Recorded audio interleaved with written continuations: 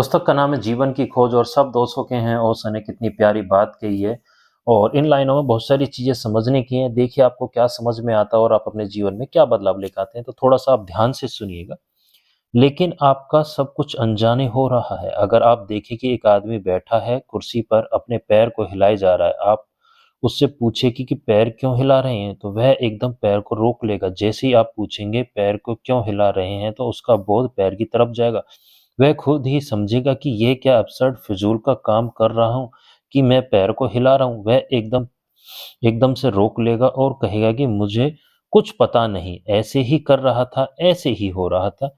यह क्या पागलपन है कि ऐसे ही हो रहा था? आपका पैर है और आपके बिना जाने हिलता है और आप कहते हैं कि ऐसे ही हो रहा था। और जिस आदमी का पैर उसके बिना जाने हिल रहा है, उसके जीवन में बहुत कुछ बिना जाने होता होगा। स्वाभाविक है उसके जीवन में बहुत कुछ बिना जाने होता होगा। अनजाने उसके जीवन में बहुत सी बातें होंगी। अगर आपसे पिछले जन्म का स्मरण करें, तो मैं आपसे पूछूं आपने क्रोध जानकर किया है? तो आपको पता चलेगा कि कभी जानकर नहीं किया। आपने जिन लोगों से मित्रता की है जानकर की है या जिन लोगों से शत्रुता की है जानकर की है। जिन बातों को आप पसंद करते हैं उनको जानकर पसंद करते हैं और जिन बातों को आप नापसंद करते हैं उनको जानकर नापसंद करते हैं।